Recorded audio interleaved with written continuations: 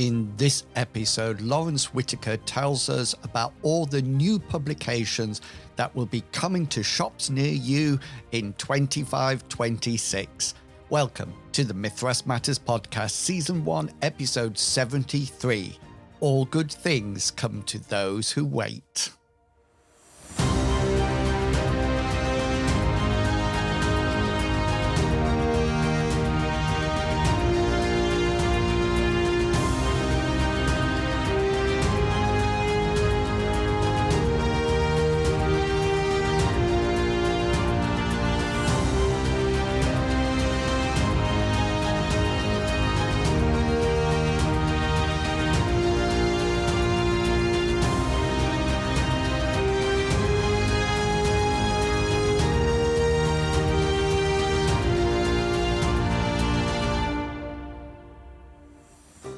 Hello and welcome to Mythras Matters, a podcast dedicated to the Mythras rule set and all its supplements. As always, I am your host, Inwils, and welcome to September.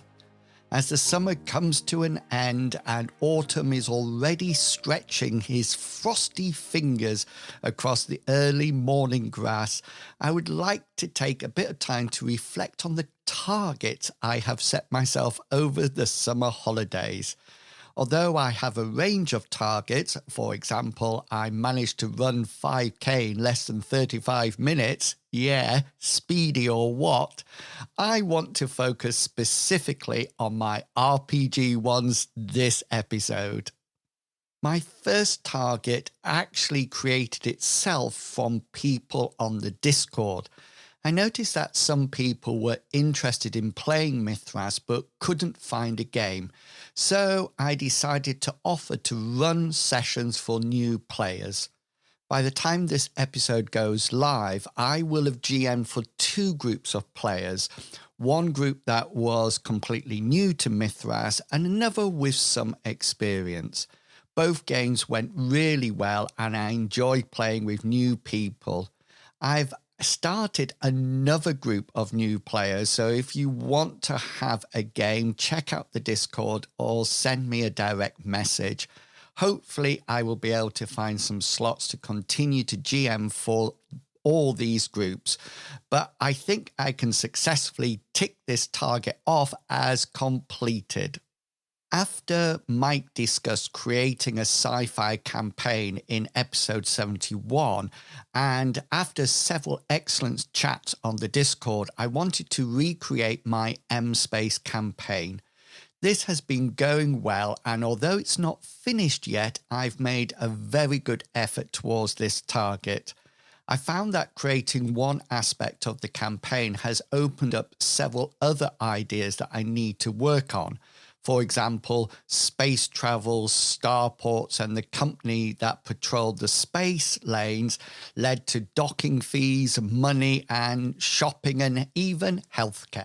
I'm not sure I will ever complete the campaign, but with M-Space being next in the rotation of campaigns we play after Classic Fantasy, I feel I'm well on the way to share more of a complete universe to the players.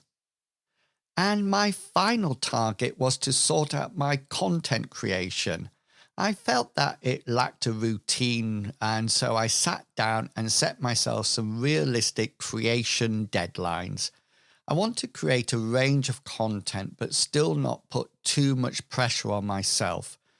I still want to develop my mapping skills using Campaign Cartographer, so I need to start to put something in place for this, but the rest is going well and September's content is already completed and scheduled. I would, however, like to hear your thoughts about GMing live shows or RPG live shows. Is this something that you would like to watch, or do you just prefer recorded content? I'm not sure what would be in the live shows, but definitely some chats about RPGs, tips and hints and things like that. It would probably just be me in these live shows because I want to keep having the discussions for the podcast. Anyway, if you have any thoughts, let me know in the comments. And also in the comments, let me know what you've been working on over the summer. Got any new campaigns underway or new adventures? It would be great to hear what you've been up to. Pop them in the comments as usual.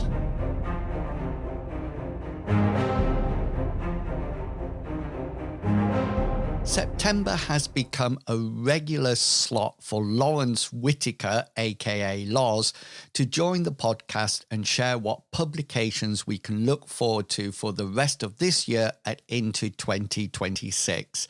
So let's start by having him introduce himself if you are not familiar with who he is.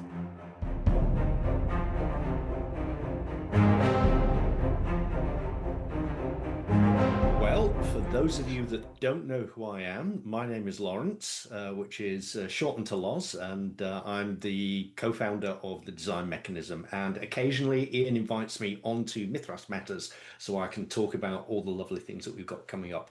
For those of you who do know me, you're probably fed up with me by now. Not at all, not at all. So yeah, we like to hear what's in store for the forthcoming year. So yeah, take it away. What's tempt us with the first possible publication? First possible publication. Well, everything that I'm going to talk about, we have manuscripts for. So things are written. We have them either going through the production pipeline, which really once we get a manuscript submitted, it goes into editorial, art commissioning, layout, then proofing, corrections, indexing, and all that kind of thing. So everything is either in one of those stages. Now, this isn't stuff that we're commissioned, we're waiting for things to arrive. We already have the manuscripts for, so I'm going to talk about those. We've had a very conscious push to support our existing lines over the last couple of years, and we're actually continuing that theme. We're trying to avoid creating new campaign settings, not because there's no interest in them or we don't want to, but we do want to see some love for those that we've built up over the past 100%. Yeah. So that's very much our focus at the moment. So everything that I'm talking about supports our existing games and our existing campaign worlds. So the very first one, which is in production now, meaning that the artwork is being commissioned. We are seeing some lovely pieces coming out from Paul Sementilli, who has done fantastic work on Leoness. Leoness. And a couple of other books. He has started the illustrations on those. But this is Mythic Venice. It's written by Paul St. John McIntosh, who knows a lot about this period of history, a lot about Venice. You know, he's an ingrained European. He lives in France. He's traveled widely across Europe for his work, for his writing. And he's put together a fantastic supplement, which is set at the same period as Mythic Constantinople. So they actually act, even though it's a new campaign book, you can use it as a supporting extension for Mythic Constantinople. Nice. If you have a campaign in Constantinople, there's a lot, the Venetians have a big presence there now, big movers and players. It's therefore very natural to see, well, what's happening in Venice. So as you can imagine with this book, there's lots of scheming with the other Italian city-states. There's lots of influence from the church and so forth. It's going to be a really nice book. So that is coming along at a pace. Maps are already commissioned and done. Some of those have been by Soph Connor, our art director, and the artwork I've already mentioned from Paul Sementilli. And we'll share some of this in our newsletter and on our Facebook page, so you'll get to be able to see some of that as it develops. But that will be our next book, the next one in the pipeline. Excellent. Straight after Mythic Venice will be some love and support for Destined, our superhero role-playing game. This is I've trailed a couple of times before. It's written by Gully Burns. Gully is doing some more work for us on a project that I'll talk about in a different podcast because we're still sort of working out Okay. Yeah. the fine details for it. But that will be for classic fantasy. This is called Dreams of Lost Children. It's a superhero scenario. Um, it's been sitting with us edited and waiting for its turn in the production queue. Once Mythic Venice is well underway, we'll be working on getting some destined goodness out to people. So We love Destin. Love it. I know you do. You are a big fan of destined. Okay, so after Destined and Dreams of Lost Children, we have Mithras Casting the Runes. Again, Paul St. John McIntosh. Yeah. Paul wrote the original Casting the Runes game based on the works of M.R. James. The first game that we did uses the gumshoe system. Mm. And it was always our intention to support it with a Mythras version. And we were kind of in two minds whether we just sort of publish a sort of a how to convert Gumshoe to Mythras supplement, or if we'd go the whole hog. And in the end, we decided to go the whole hog. Mm. So that's why it's taken a bit longer than it ordinarily would. But Mythras Casting Runes, full standalone game. You won't need to buy a copy of Mythras to use it. You won't need a Oh, copy of Casting the Runes. Everything will be all in one book. nice. So it's Edwardian supernatural Mm. investigative role playing. There are obviously clear analogies with Call of Cthulhu in the Mm. kinds of things that people get up to. But to me, M.R. James is way better than H.P. Lovecraft. He was one of the foremost ghostwriters. Yeah. His stuff is unique. It's got a wonderful voice. It's a staple of certainly British Christmas Mm. broadcasting, where there's usually an M.R. James ghost story done at that time of year, and some great ones that you can find Yeah. on YouTube. And I just love the idea of Edwardian investigators, Mm. that sort Yeah. of turn of the 19th century, turn of the 20th century Century. milieu, and investigating strange goings on, demonism, weird books, uncanny happenings, strange archaeological finds. It's great Excellent. to add a horror game into the Mythras corpus. So that is going to be coming out now. When it will be published, probably won't make it out this year, but it will be very early next year. Maybe we'll get it done this year. I don't know. It's I don't want to try and overthink on that one. Yeah. So those are the most immediate books. So the rest of the things I'll talk about are things that we do have manuscripts for, and they will be coming out over the next 12 to 18 to 24 months. Some will take longer than others, as you will find out as I talk a bit more about them. So I'll talk a bit about classic fantasy. We had huge success with the Unearthed Companion. Yeah, that was Oh, very, very yeah. long awaited. It expanded what we wanted to do with the classic fantasy rules. So that it was great to see that there's still a lot of people, a lot of fans of classic fantasy, and classic fantasy imperative as a free rule set that has brought a lot of Mm. new people in.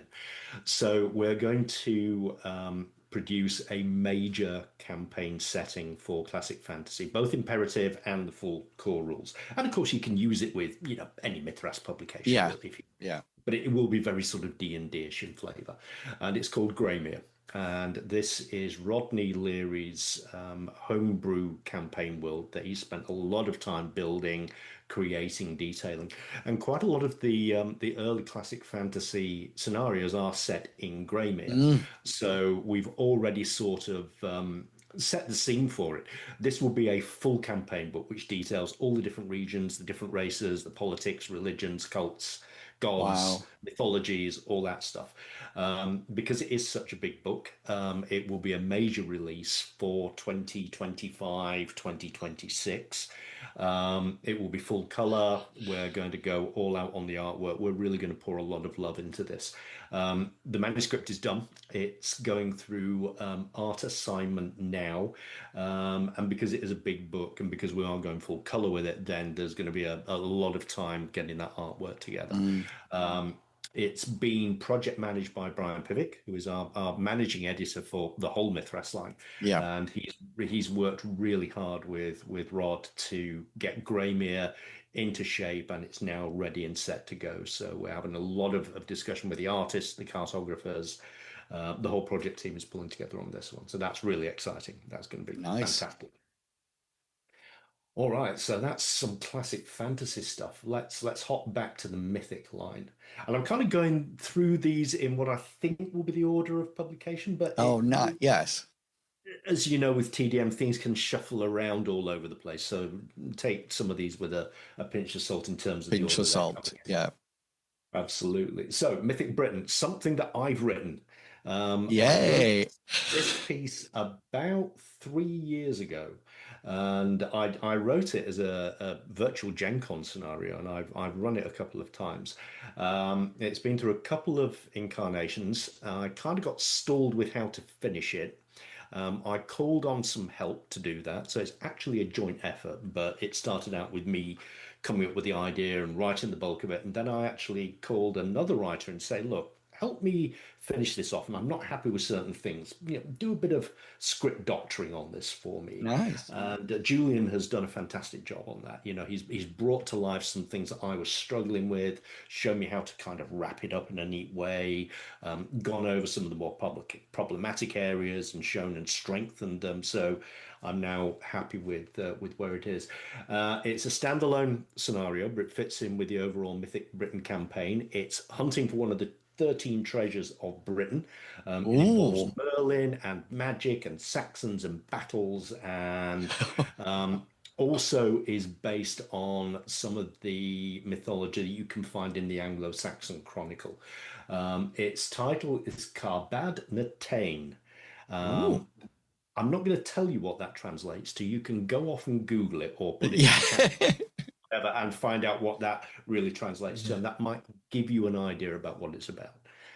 So that is coming out, and that may well end up being sort of pulled forward in the production schedule. We may sort of just leave it where it is. I'm in two minds about whether we will publish it as a usual sort of standalone for sale supplement, or if we'll offer it for free. I'm really in two minds about which way to go with that. We haven't done a free scenario for a while, so I may offer it as a freebie. If we do, then it will come out quicker because we will commission a little bit of art for it, but we Yeah. won't go the full art route that we would normally do. We'll give it a cover and maybe one or two pieces of flavor art, and of course some cartography, but it won't go the full hog. It's only about 16 to 20 pages long, so it's not a huge scenario. No. So I think it could be a good freebie, actually. We'll see. We like freebies now and again. You know that.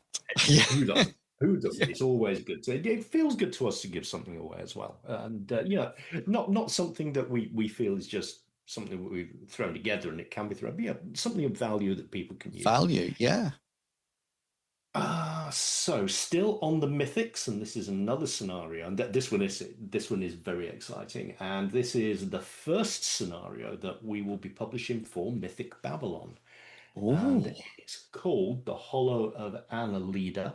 I won't go into detail about what it all contains because it is quite an involved plot, but it involves unquiet spirits, exorcisms, um, very deep Babylonian lore, and there's a great sense of place with this scenario.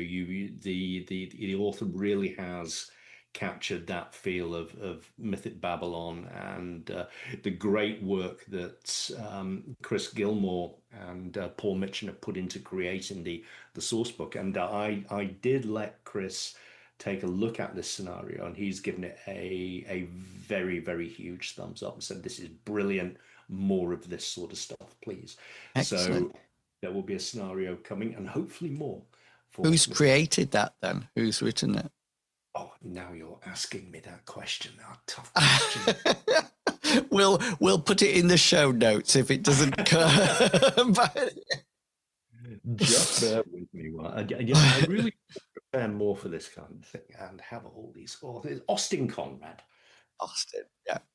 Nice. That sounds absolutely brilliant. And I like the way we're moving and supporting the existing source books and adding adventures and supplements to them, which sounds excellent. Yeah, we get lots of submissions into us quite often. It's a new campaign idea, or here's something that I'm working on. Would you be interested in it? And we love getting those. It's great to see what people are working on. But Mm. we've been around for 15, 20 years nearly. So we've got a lot of stuff that we've produced. We do want to support it. I want to see more material for Thenla. I want to see more material for After the Vampire Wars and World Mm. United and those sides as well. We do get a lot of love for the mythic range, but it would be great to see some of the work, Luther Arkwright as well. It'll be great to Oh, see some yeah. of those other lines that don't get quite as much attention. I'd love to be able to write myself, but I just don't have enough hours in the day. That may Yeah. change in the not too distant future. But for now, I can't get round to them all myself. So, Yeah. if anybody is interested in supporting any of our existing campaign worlds, and you've got a scenario that you'd like to submit to us, drop us a line, and we'll be more than happy to let you know how the pipeline looks, and if it's a good scenario, commission it from you. So. Fantastic. Yeah. Excellent. So, Mythic Babylon, we've got some Mythic Babylons coming up, but there's more. We Wow. have two pieces for Leoness. And yeah, I love Leoness. I know you like Leoness as well. Yes. The pieces that we've got are very different. The first is called The House That Groke Built. This is written by Mark Shirley, and it's incredibly Vancian, as you can expect from Mark's Mm. pen. A very Vancian in feel. It is an old, creepy castle in a marsh with Perfect. a few massive twists involved. It's the kind of adventure that you can play more than once, and it will always run differently due to the way that it's been constructed. Um, without saying too much, because I know some of my players listen to this podcast, I am going to be running this myself. Yeah, because it's just great fun. It's a great fun to read it, but it will be very, very interesting to play. So the house that Groke built, creepy One mysteries, wonderful fancy and title. I love the oh, title of these. it was originally called Castle Slilky. But Mark decided to change that to the house that Groke built just because it's got more of a fairy tale feel to it. Yes. So Yeah. that's where he went. Nice. So yes, that very excited for that one to come out. And then the second piece that we've got coming up for Leoness is one that was actually sent to us on spec. It's quite an interesting history. It's a book that was written for another company. I won't go into the details of it. The contract kind of fell through, and the author approached us and he said, "Look, would you be interested in here's a book that I want to publish. It's already written. I've got placeholder art for it. Would you be interested?" So we took a look at it, and it's very different to the kind of book that we would normally publish, but it's a lot of fun. It really Oh, is a lot of fun. It's called The Unuseless Emporium, and it is a rag bag of maybe useless, maybe useful, certainly very funny magical items or oh, non-magical items perfect. or items that might be magical or Yeah. cursed or maybe not cursed. Who knows? But they're things that can act as things to throw in the campaign, plot hooks in their own right, Mm. little diversions and side quests. And it could have fit neatly in with classic fantasy, but the more I looked at it, the more I thought, no, this is a Leoness book. Some of the items in there, they're fancy, and this is the kind of thing Yes. that you would see popping up in one of the markets of Avalon or Is or something like that, or something that one of the magicians like Mergen might have in his workshop. So I thought, no, we need to frame this as a Lyonesse book. So we have adapted it for Lyonesse, but really you can use this anyway. It would be great for classic fantasy. Yeah. And yeah, it's magical items of the unuseless Emporium. I love it. It's just fun. So we intend to. It's very short as well. It's very concise. It's probably only around 20, 30 pages. I think it's no more than Oh, that. So we're going to give it lots of nice evocative art, and yeah. that will come through the pipeline. But yeah, again, looking forward to that one very much. I'll be using that in conjunction with the House that Grote built for my Lyonesse campaign that I'll be running later this year. Excellent. So there we are. That's everything that we've currently got in the pipeline. That's absolutely amazing. I'm always very impressed how many things are going all the time that are in that pipeline about to be published. You must have no time off at all. Is it? It's I'll come clean on this. Some of these manuscripts we've had for quite a long time, and we don't do the design mechanism as a full-time job. We all have other jobs. I don't think that's any kind of secret. So yes, it does take time to get round to them. Some manuscripts we don't need to do very much with. Some need to be rewritten. Some need a bit of work. Some are just there because we're waiting for that slot in the pipeline to come free, so we can give them the right sort of attention that they deserve. I think Casting the Runes Mythras is a pretty good example of that. We don't have to do any work on the manuscript at all, but there are some things that I'd like to put in there, some examples of play and example characters. So I'm kind of working my way through adding those in as we go. Nice. And others, it really is just the fact that we have so much that we're working our way through. And what I've given you and to everybody that's listening is things that we do have manuscripts for. We also have other things that are being worked on where we don't have a finished manuscript yet. Right. People always ask what's happened to Mythic Greece, what's Pete doing? Is he still working on that? And the answer is yes, he is still working on it. There is a manuscript, but it's not in a state where we're happy with it to take it to the next stage. There's another couple of big projects that we're working on, which again, we're not at the right stage to talk about them. So the stuff that we've got, we have enough in our portfolio for 2 years, certainly of publishing, maybe 3 and probably even 4. So there is a lot of stuff that we've got going on. We have we're lucky that we do have such a big, healthy pipeline of diverse things to work on. Well, thank you as ever for coming along and sharing all those wonderful publications that are coming up. It's tantalizing. That's all I say. I will be looking forward to seeing, especially the artwork. I love when we get sneak previews of the artwork in the newsletter and things like that. I think that's excellent. Yeah. So yeah, thank you for coming along, Loz, and teasing us once more. You're more than welcome. It's always a pleasure, Ian. I love talking with you, and I can't wait until next time.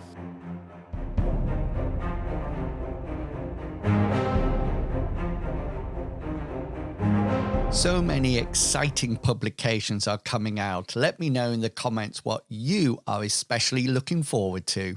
Remember, if you would like to contribute to the podcast, then why not just drop me an email or message and let me know what you would like to cover. We're always looking for reviews or chats with people. So if you are interested, you can email me at inwils@gmail.com or send me a message on the various forums I frequent. Oh, and thank you to everyone who gave me ideas about how to deal with multiple opponents in combat. I've started to look at all these suggestions in preparations for a new video. I'll try to include you all in the credits.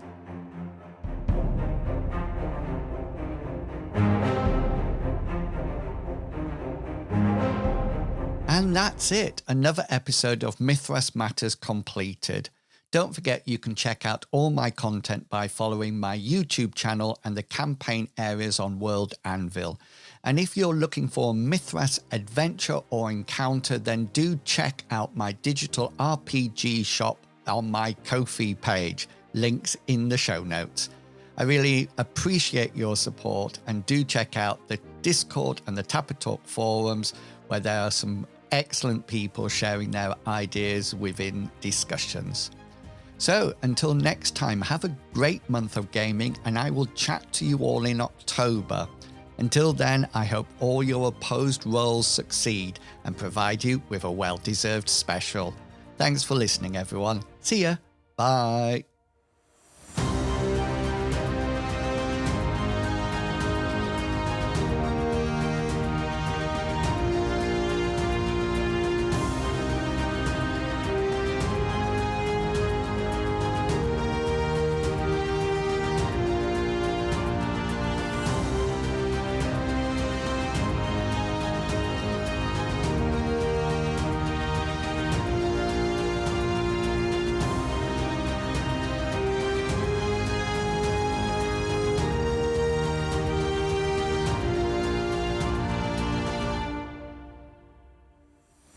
The content of this podcast is covered by the Creative Commons Attribution 3.0 license, so please give appropriate credit if you are sharing or copying any part of this podcast.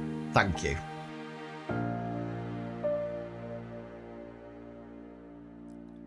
Before I go, I've had lots of questions asking when Season 1 will come to an end and Season 2 will start.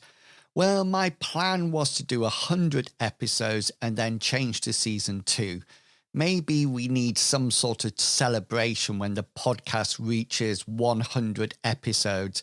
Maybe I could host a Zoom meeting where everybody who's been on the podcast actually comes together and we have a massive chat.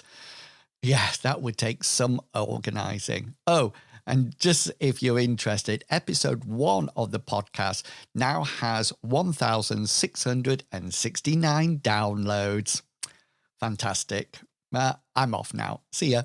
Bye.